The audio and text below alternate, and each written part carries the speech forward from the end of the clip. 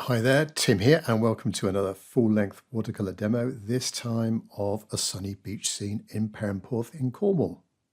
Perranporth in Cornwall, with its wide sandy beach, rolling waves and distant cliffs, makes a beautiful subject for watercolour painting. And here are the elements that I was attracted to when I look at my source. Well, first of all, the play of light and shadow, the sunlight reflecting off that wet sand on the left-hand side, the shadows cast by the cliffs in the distance, the lovely sort of circles, the concentric circles of, I presume, attractors gone over the sand trying to flatten it or clean it. I think it's quite a nice pattern of those elliptical curves there.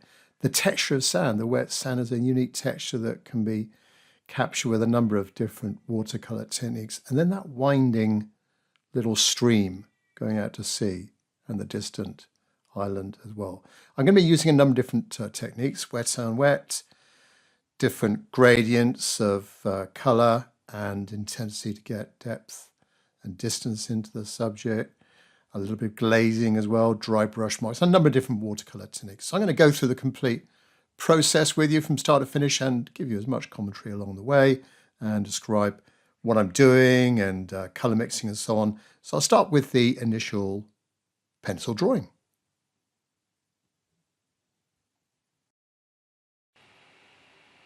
Paper I'm using is Saunders Waterford watercolor paper, 100% cotton, and if you suffer from maybe too absorbent a surface or drying times a little bit erratic, too fast, too slow, then give Saunders a try.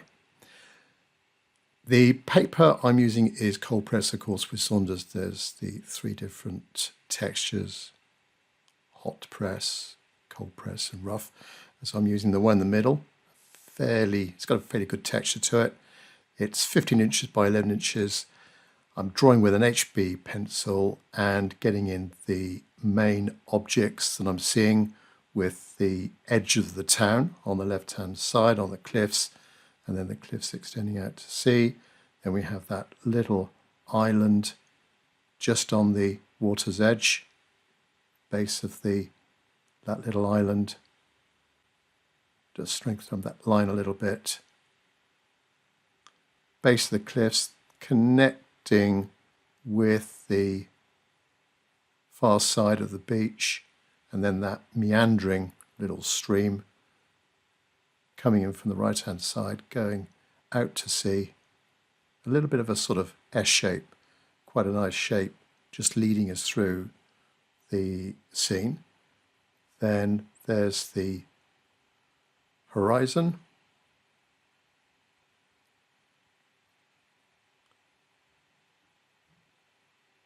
and then those circles where the tractor or something's been over, those connecting circles. A little bit like that stream, another journey that the eye can take us on into the scene, particularly into that wet area on the left-hand side that first attracted me to paint this scene, that light on the glistening surface. Good to get some figures into the scene, particularly a popular beach like this, and it gives some idea of scale of the scene and a bit of extra interest, maybe a focal point or two. So a couple of figures, try and get in the proportions right. I'm looking down on the scene slightly from where I took the photo a good few years ago, maybe from a metre or two high up, looking down the beach. Of course, being a beach scene, is getting the dog as well.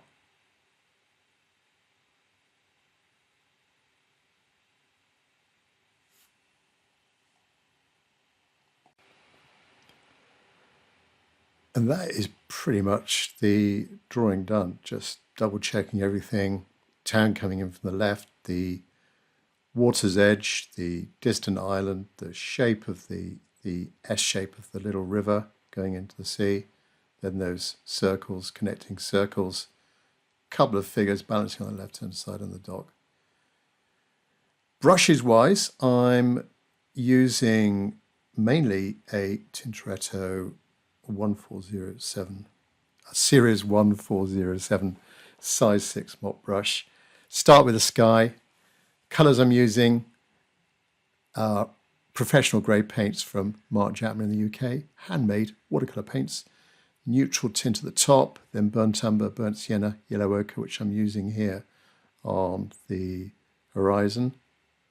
I haven't pre-wet the paper. A little bit of cerulean blue now. Well, let me continue on down the side. So we've got yellow ochre, spring green, viridian green, cobalt green, cerulean blue, cobalt blue. Bit of a mixture of those two now for the sky mix. So I've gone in the lower half of the sky with that yellow ochre and then drop in on top. While it's all still wet, you can just see the glistening on the surface.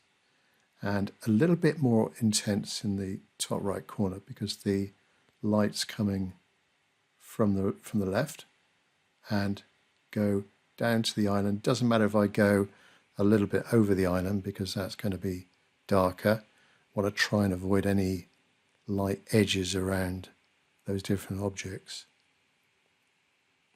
Try and get a bit more intense again, top right corner as it's still damp.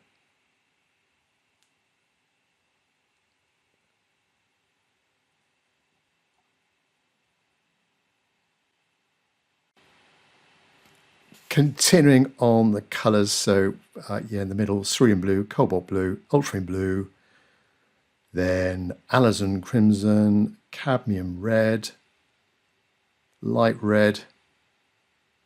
Oops, got a little bit of a drop in the sky there. Quickly mop it up with a paper tissue. Light red, cadmium orange, and cadmium yellow, bottom left-hand corner. This is, I've gone in here with a warmer blue, the ultramarine blue, on the left-hand side. This will be the base colour of the buildings on that left-hand side. I will have to, another watercolour technique, negative painting, we'll have to do a little bit of negative painting around the car shapes on the left-hand side, the cars parked up on the wall, the kind of retaining wall at the back of the beach on the left-hand side. Yes, so base colour here. Doesn't matter if I get a bit of a soft edge to this. And now a warmer colour for the harbour wall. Use the edge of my brush to get a nice clean edge there. That's just below where the cars will be. That little white shape on that left-hand side.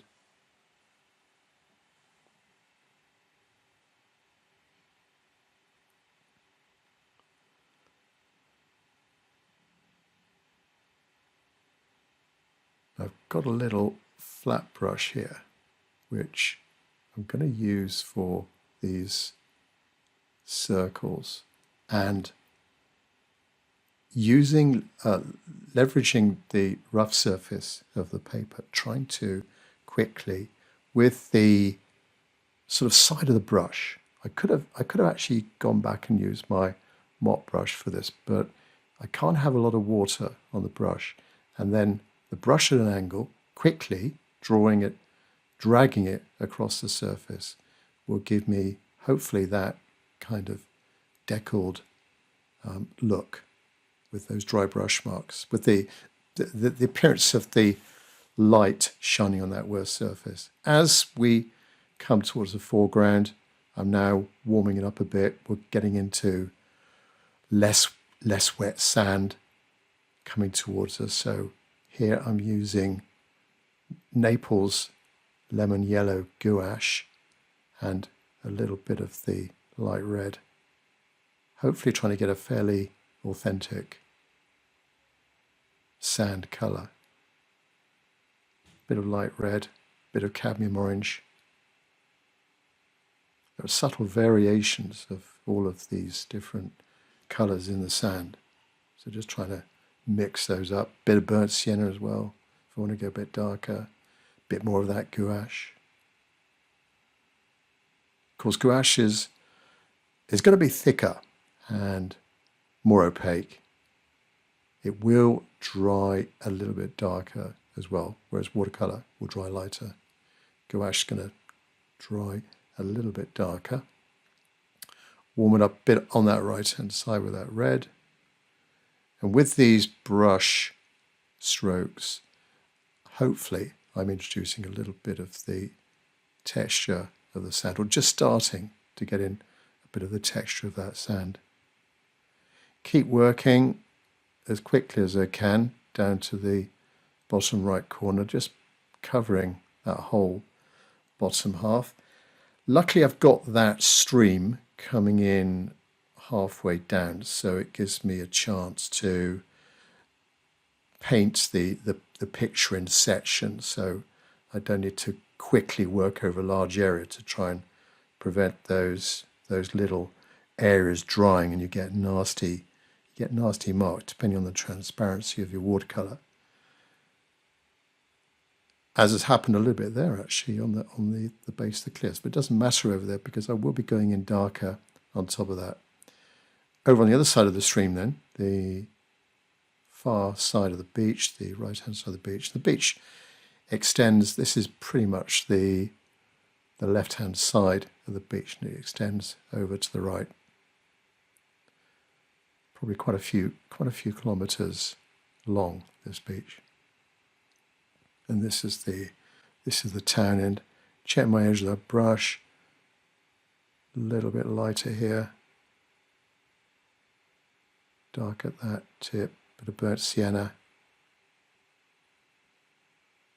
It's a little bit darker where it is connecting with the water, and it's, I guess, where it's getting a little bit damper, then it's going to get a bit darker.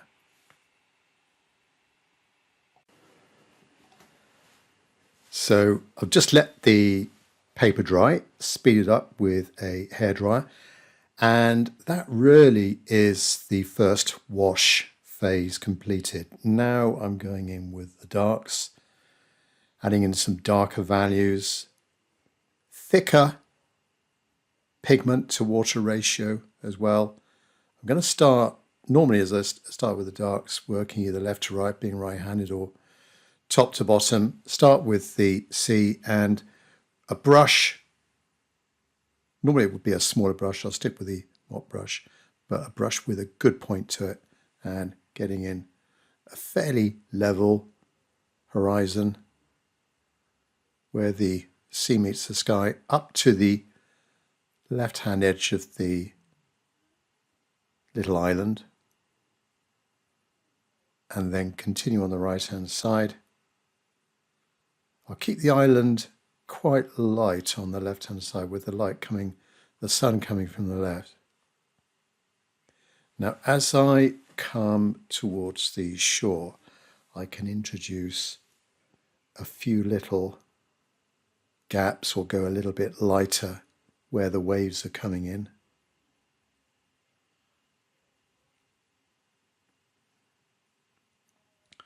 Go a bit lighter, pick up a bit of lavender.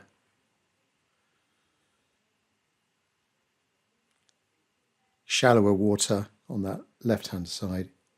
This is just where that little stream is meeting the water, and then continue over on the right-hand side.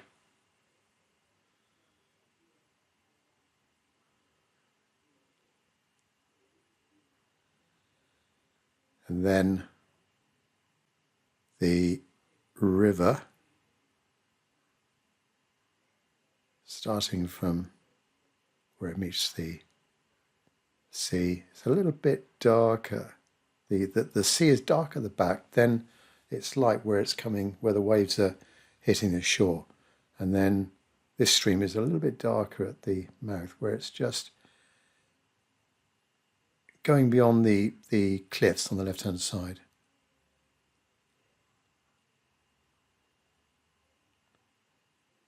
Go up to the right-hand side isle, get in some reflections later on of the island, continue over to the left, a few dry brush marks leave some of the paper unpainted. That could be, again, where there's a bit of disturbance in the water, or there's a little bit of water catching the light.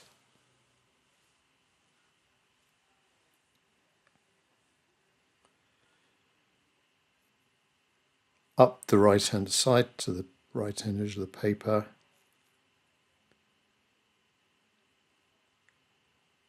And it's sort of cut here, it's sort of cut a little bit of a channel in the beach, so that we've got a bit of a bank to the sand, a bit darker this side, tiny bit darker where it's, well, on the left hand side, just in the bend there, it's just catching a little bit of reflection of the headland above.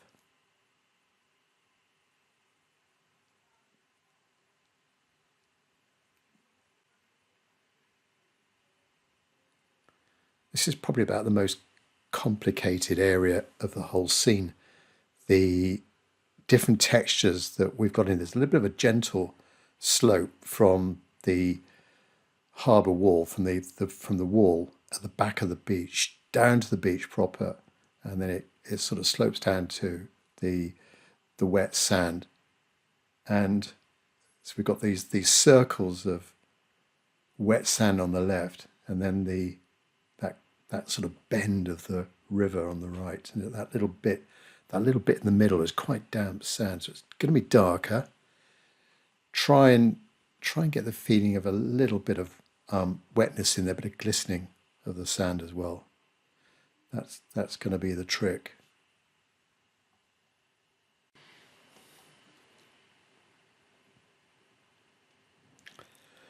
The second most complicated thing is trying to, in a loose way, try and paint these buildings in on the left-hand side without too much detail. The more you look at the buildings, particularly those at the top, there's lots of complicated. The buildings themselves, they're not. They don't have a flat front to them. There's lots of curves and bumps and balconies and windows pointing in different directions. And then there's this sort of these darker rooftops. So I have to try and do my best to render them in a loose kind of way, coming down to, well, there's buildings at the top of the cliff. Here's the rooftops of those. Just bring them in from the top left corner.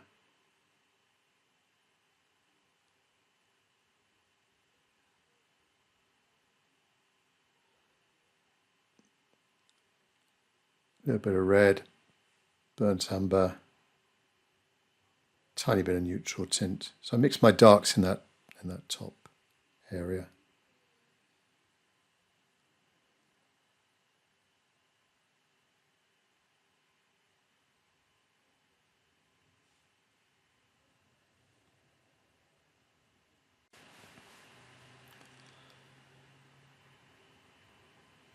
And then that last house at the very top there on the right. And then a few verticals. Thinking about the perspective as well, the angle of those rooftops being a bit steeper than the angles as we come down. So there, for example, this is the top of the hotel or cafe over there on the left. That's that roof. Then buildings going beyond that, bit of a sort of flatter roof for the next building along.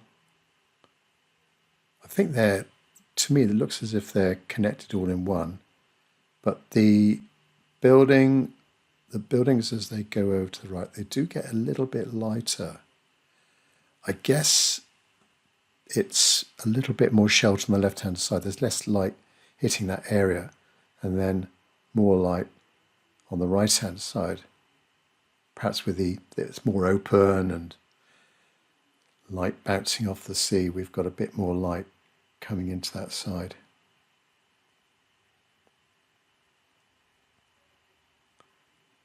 I mean, that's another area of contrast, that building on the very right with the darker cliffs extending over.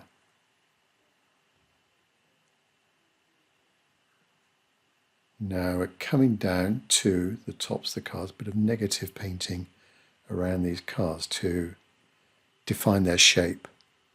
And I'll need to put in, with these parked cars, you just need to look at them closely and think, what kind of shape can you use with a flattish brush or the flat edge of a brush? Try and create that almost like a Z-type mark of the shadow of the cars, the gaps between the cars. This is the beginning of the cliff then, going over to the right, and a good bit darker than the sea and of course the sand. Bring that cliff down to the beach, then going back along the wall at the back of the beach. Go dark here as well. Leave a little bit of light on the top of the wall, just where the light is coming over, and then connecting now the house with the wall. So that's the end of where the cars are. Tiny bit of neutral tint. Not too much water on the brush. Darker on the base of this wall. With neutral tint, it's important to, a bit like Payne's Grey, it's important to mix it with something else so that you don't end up with a sort of charcoaly grey colour. Now I need to think about perspective at the bottom of this wall and the bottom of the cliffs. So we've got that angle of the buildings at the top, and then the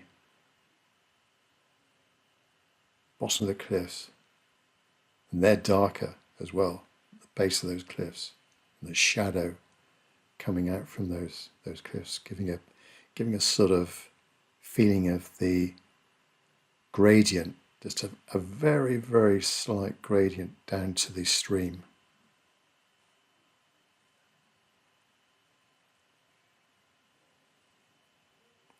Cobalt blue.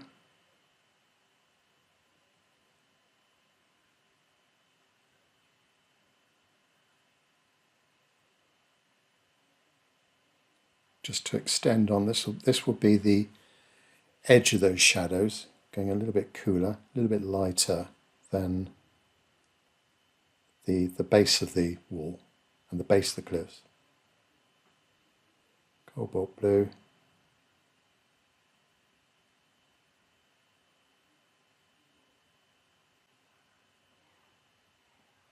And over on the left-hand side, it's a little bit darker there, where it's reflecting against the wall. It's got a bit of the wall reflection just there.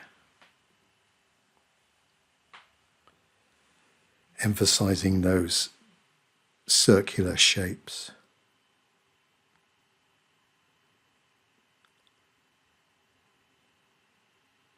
There's all sorts of colours happening in there, in those circles, cools, warms, different edges as well, soft edges, hard edges.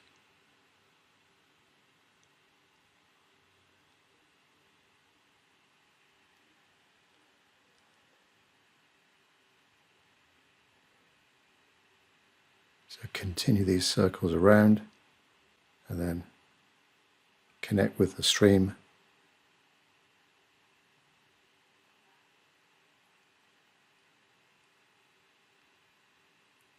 A little bit darker there. Connect with the stream. Almost horizontal little fingers of shadow, car shadow coming out from the bottom of the cliffs.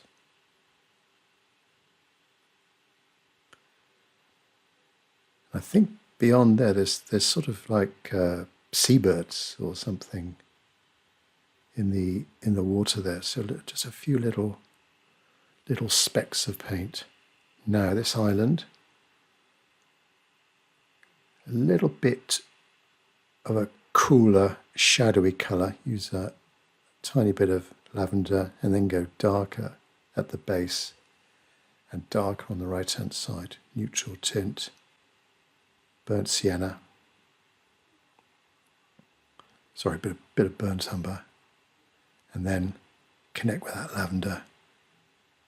Get a soft edge, soft transition between the two. There's that little bit of lightness on the left hand side where the sun is hitting that side, and a flattish base to this little rocky outcrop.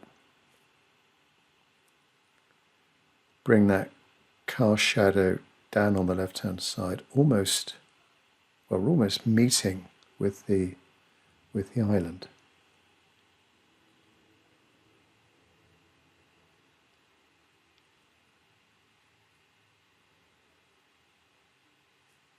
Just continue this over to the right hand side, bit of a gentle slope down to the beach, those waves coming in.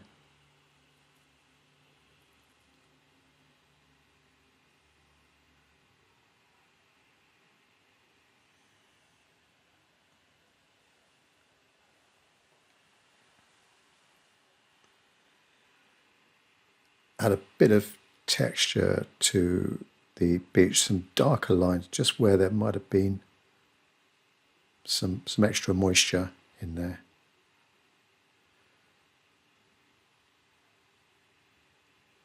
And then this bank on the right hand side,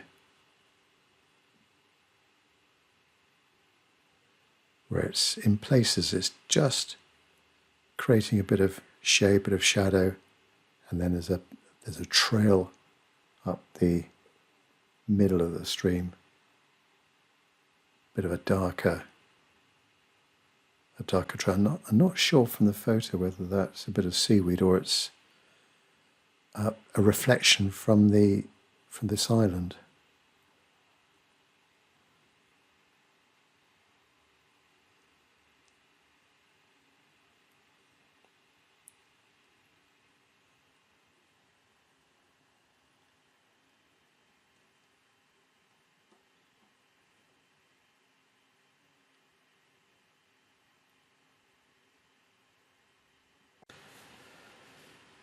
Right, adding a bit more texture to the beach, so we're almost getting past the darker, shadowy stage and now going into finer details, trying to get that texture on the sand, introduce some figures, more detail to some of the buildings, the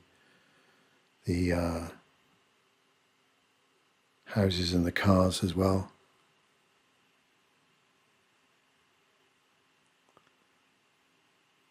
I think there looks like a bit of rocky, little tiny rocks and boulders on that side. And then those little tiny darker specks of the seabirds.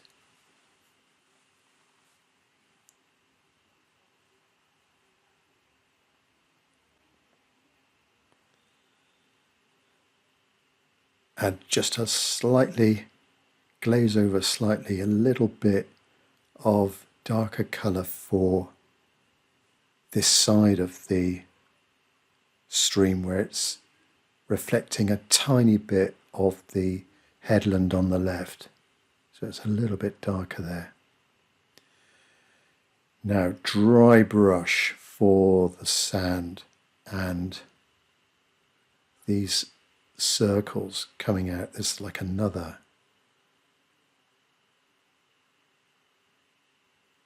sequence of circles going into that shiny area.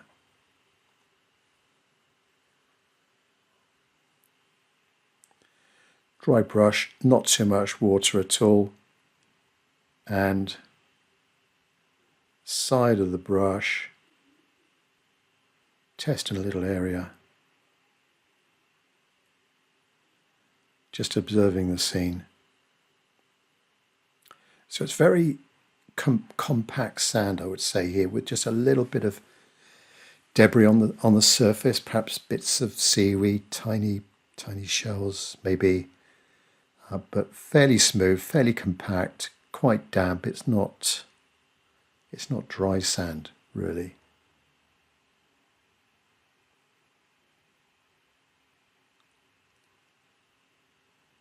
These lines, they're quite useful to guide the viewer into the scene, so I can sort of make them up in a way and have them going in any direction I want to.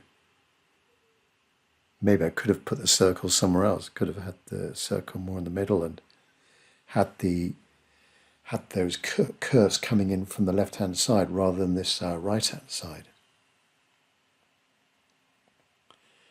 Brush is splaying just a little bit, need to get back to more of a flatter edge. Ultramarine blue, alizarin crimson, burnt umber, and get that dry edge. A few little specks of seaweed or something. I could have done a tiny bit of splattering here, but I sometimes end up with splattering. Unless you cover a lot of the paper, it does tend to, the way I do it, does tend to go everywhere, and you lack the control a bit. So I prefer to just spend a little bit more time and with a brush, not much paint on the brush, just put in little dabs of paint, little spots here and there, trying to be as random as I can with the spacing. The marks would be a little bit bigger coming towards us, smaller in the distance. Let's go a bit warmer here, cool it down with a little bit of ultramarine blue. And these are marks now going in the other way. They're crossing those tire marks, and they're leading us into, from the bottom left-hand corner, they're leading us over to the right. So we've got a sort of crisscross of lines leading the view into different parts of the scene. Right, back in this circle, let's just strengthen up that right-hand side.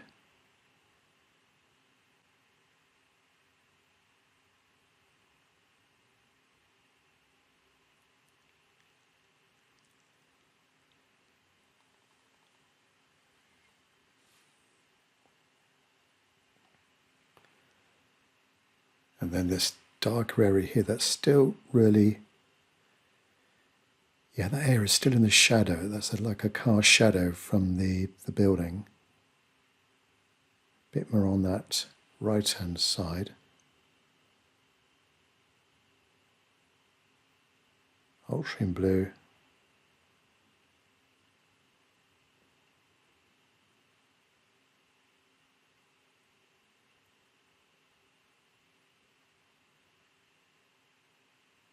Few little specks in the middle.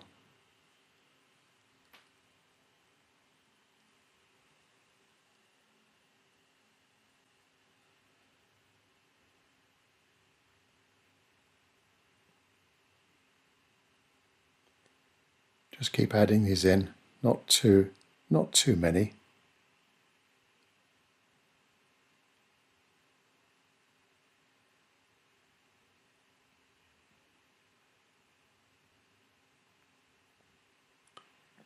Slightly dark on the right-hand side because that's further away from the light. Strengthen up that line there and this one as well. Alizarin crimson, ultramarine blue.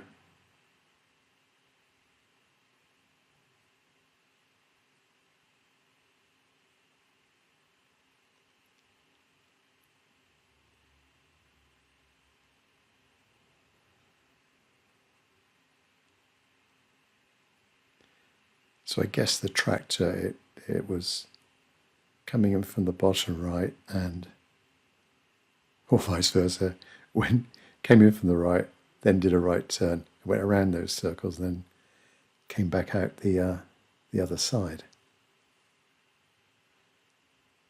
It's important with these lines to go over the masking tape so that when I pull off the tape, I'm going to get a nice clean edge to it.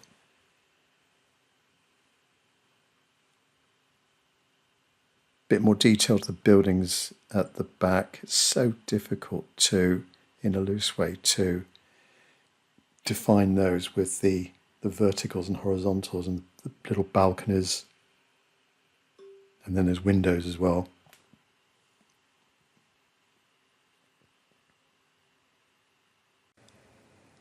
Just painted a few little cordyline trees silhouetted against the sky, just on the side of the headland. I moved them down away from the building, just make them stand out a little bit more.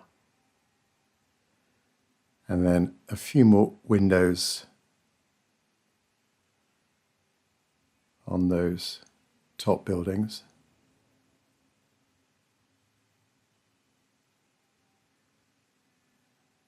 Any dark colour, not black, but just the right sort of value to push them back a little bit. And then down to the buildings on the beach, or just above the beach.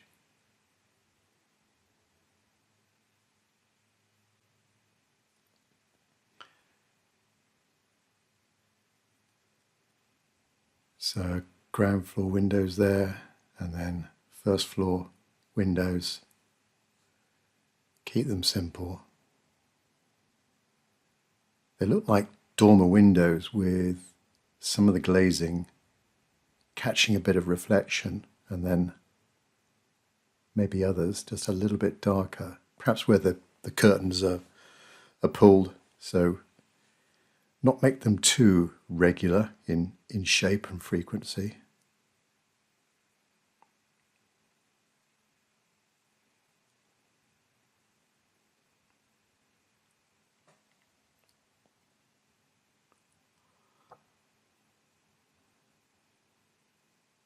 Got to be careful not to put too much detail up there in that top left corner. I want the main focal point to be the beach, the figures, the concentric circles, tire marks in the beach and the sand.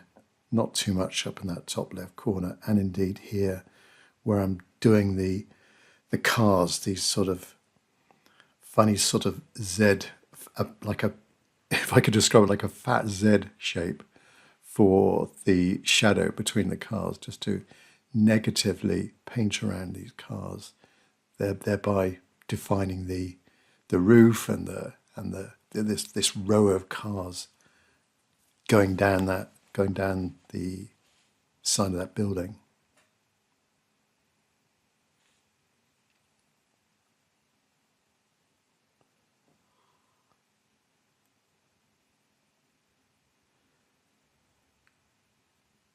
Bit of lavender now with a flat brush, just to pick up on some lighter patches of rock in the shadows.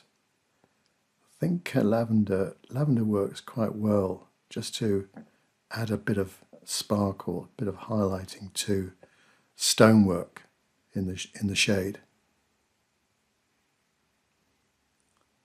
And that will dry a little bit darker. Applying it sort of opaquely like that, and also on a dark surface as well. That should make that just mellow a bit and go a bit darker. Back to my small round synthetic brush now, and these figures.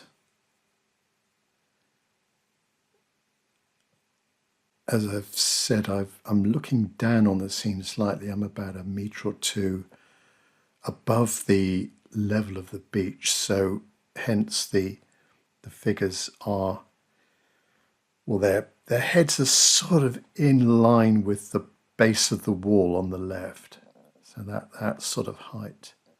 And just have a couple of figures, maybe this one I'll have on the right, and then another one just in here. Neutral tint, ultramarine blue, alizarin crimson, just something dark but not black. And we're not looking contre-jour, so they're not very dark figures, silhouetted as such, but they're going to be dark, clothed in a dark way, no light clothing, make them stand out a bit more against that lighter beach. Not make the legs too fussy, and then a little dog, as you might often find on the beach there. Dog walkers.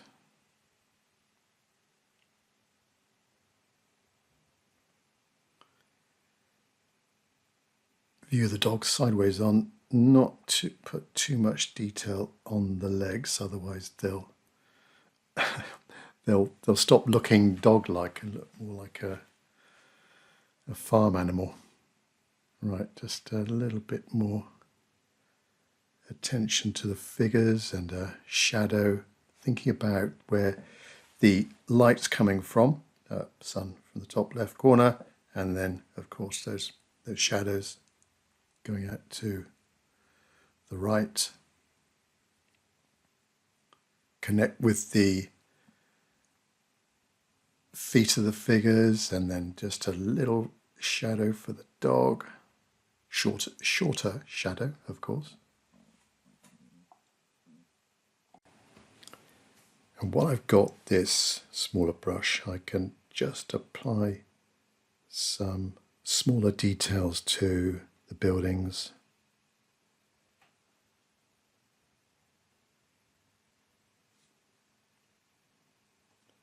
A little bit more shadow to the cliffs in the distance, just to define some little gaps in the rock face.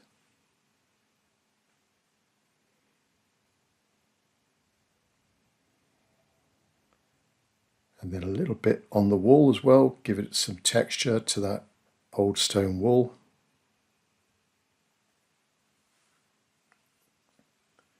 Few very thin vertical lines on the buildings, just where, I suppose, where one unit finishes, another one starts, maybe, something like that. A little bit up there, just define the right-hand side of the top house.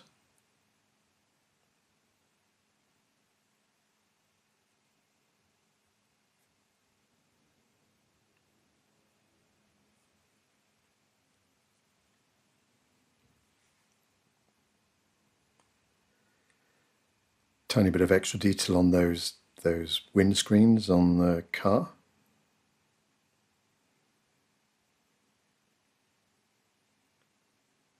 Strengthen up those circles on the beach. And there's not too much water on my brush now, so it's almost a dry brush technique, which with the rough paper, that gives me a sort of deckled look. A few more lines coming in from the right, and let's put in some distant figures over by the rocks.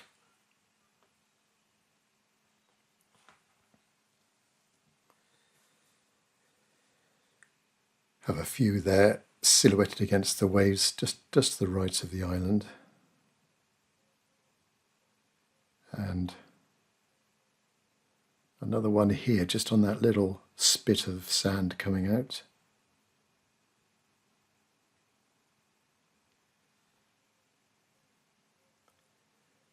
Of course, I'm having to think about perspective here and looking down, and then the heights of those heads going into the distance. A few more little waves, details on the island there.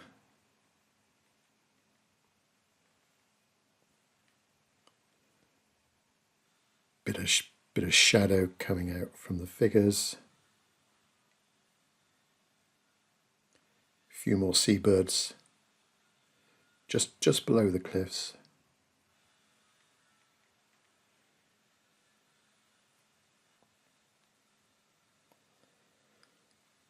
Dot them around.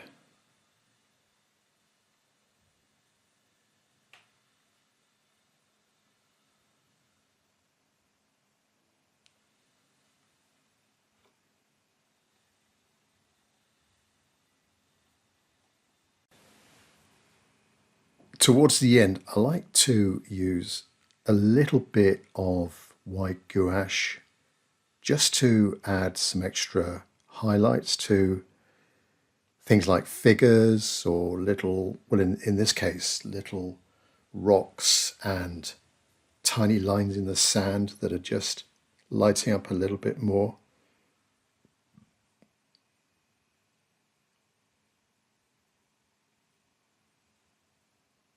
So I'm going to use a rigger brush here. This is a Lebenson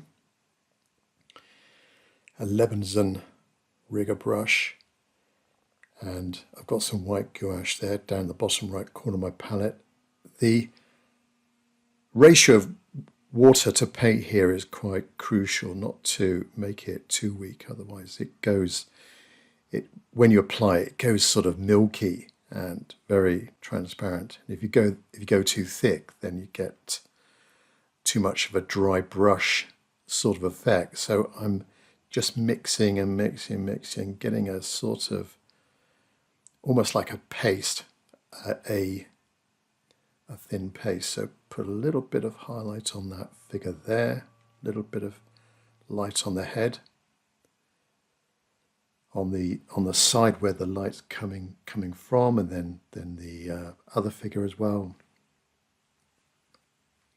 Perhaps something on the dog. A few more little lights up there in the gap between the circles and the little river.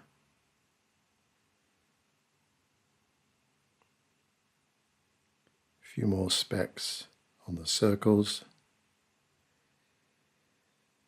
And then coming out from the circle, just where it's catching light, there's a little bit of the tire marks that are, I guess, where there could be still some damp sand there and it's catching the light. So I'll just apply a little bit of white gouache to that. Again, well, hopefully with the texture of the paper, it gives you the effect of not a completely smooth surface. I've got some Naples lemon yellow gouache as well. And that just that sort of slightly off-white gouache is quite useful here for the beach. A few more lines going from bottom left to top right.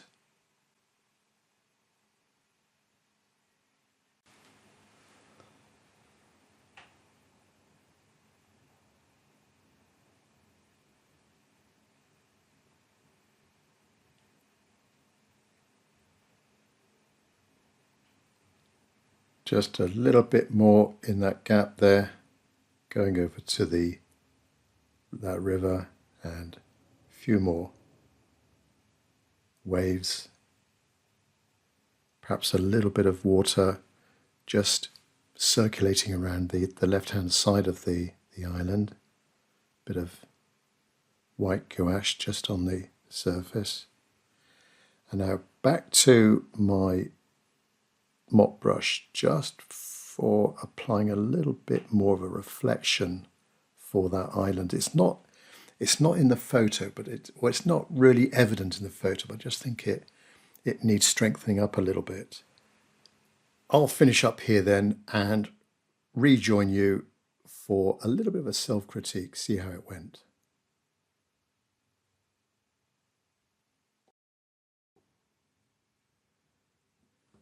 It's important at the end of the painting process, I think, just to analyze how the painting went and give yourself a little bit of a critique.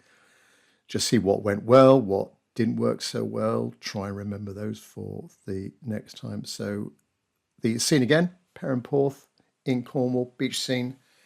I think the composition looks all right for me, composing this scene with the eye being drawn towards the central figures and that river leading down into the sea. The inclusion of the distant cliffs and the buildings adds depth and interest to the image. The colour palette I've chosen, I think, has worked well to create the sense of atmosphere and the use of cool blues and the greens in a little bit of green in the sky and water contrast nicely with the warmer tones of the sand, and then we've got the cooler side of the buildings.